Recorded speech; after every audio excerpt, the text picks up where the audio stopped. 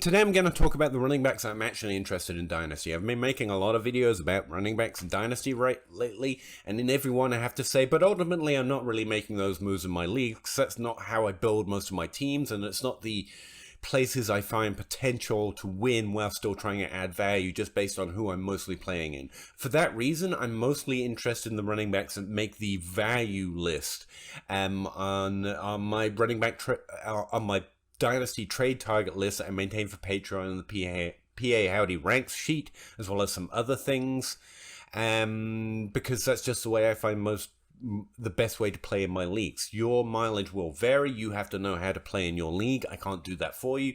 If you want individual advice about a particular league or particular trade, I really do recommend you check out the Dynasty Grind. That happens every Wednesday at 9:30 p.m. Eastern Standard Time. Me, Dynasty Outhouse, Zach Reed, we're just out here talking about Dynasty every week.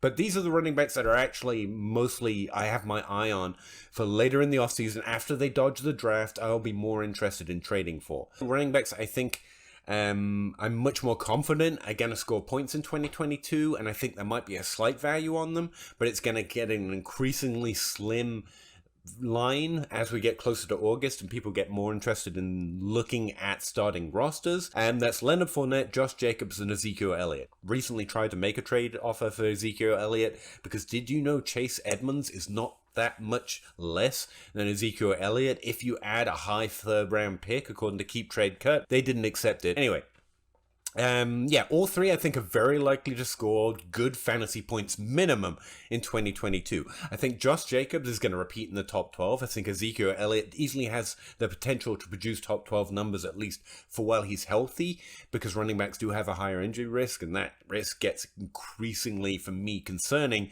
as their career progresses. But he's definitely not old or incapable of doing it, which is usually the narrative around running back. Same is true for Leonard Fournette, but Leonard Fournette's going to be locked in. If you wait to make a move on Leonard Fournette, I think by the time redrafters start ranking, drafting, and talking about what these Dynasty fools have been doing all offseason while we were off having lives, it's going to get a lot harder to draft or trade for Leonard Fournette.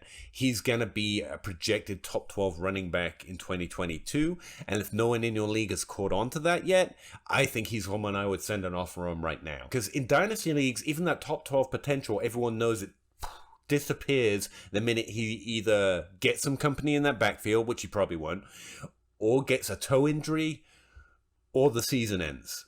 Like, there's going to be no value in Leonard Fournette the minute Tom Brady isn't leading Tampa Bay Buccaneers to another Super Bowl, and if at some point during the season the team struggles at all, which can happen even with Tom Brady, there's a very much a ticking clock on that potential. The other tier are players who are being drafted outside the top 24.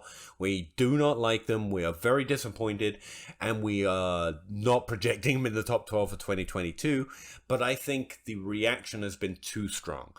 Miles Sanders, Clyde Edwards-Helaire, and Darrell Henderson. Yay, there's a list of names of running backs you really wanted to hear about right now. Yeah, they're all outside the top 24, and running back 2s are overvalued in Dynasty, but running back 2s that are worth less than a running back 2 are my bread and butter. It's why I'm competitive even when I'm not winning. It's why I'm competitive even when I'm not competing, because running back 2s are actually fairly easy to buy, and it's why running back 2s have too much value in Dynasty. These guys do not cost much. You do not pay a first-round pick or a future first-round pick for any of them. You try and make up a trade that might feel something like a first-round value, but I'm not putting a first-round pick in any of them. If that's what the person in your league wants, on to the next one, I guess. But literally none of them are ranked inside the top 24. Cam Akers is awesome. This was not more Cam Akers trade, but I have the same concern I have with Cam Akers as before his injury for last season. He's in more of a shared backfield than people want to recognize, even though he's going to be great in it and do lots of wonderful things, just like J.K. Dobbins. But Darrell Henderson can pick up the receiving work. Darrell Henderson has a bit of a draft run.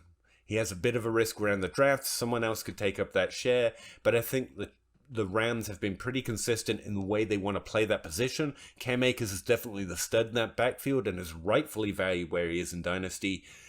But I think there's secondary value in that running back backfield, and I think right now, my best guess is Darrell Henderson. We're paying a second or less, remember. We're not packaging for Darrell Henderson. I might trade a mid to late second for Darrell Henderson. Trade mid to late second value for Darrell Henderson. Yeah, that's my value list at running back. That's who I have my eye on for 2022. A stud running back core. But remember, 3 of those guys are likely to finish in the top 12, and the fact that it doesn't sound like a stud list is why they tend to be, this is the list I ended up looking at. I don't have the value or the moves or the intention of drafting running backs early in rookie drafts, and so that's kind of the list I'm mostly shopping for. Anyway, let me know what you think. Let me know who I'm missing. Ask me on the Dynasty Grind or in the comments below. If you could like, share, leave a comment, do any of those or all of them if you're feeling crazy. I mean, that would just be crazy. It really helped me out. Really appreciate it. Look at me. I need help. Come on. Clearly. I'd appreciate any help I can get. But yeah, love to talk to you about some Dynasty sometime. Outside of that, thanks very much for checking it out, and I will see you in the next one.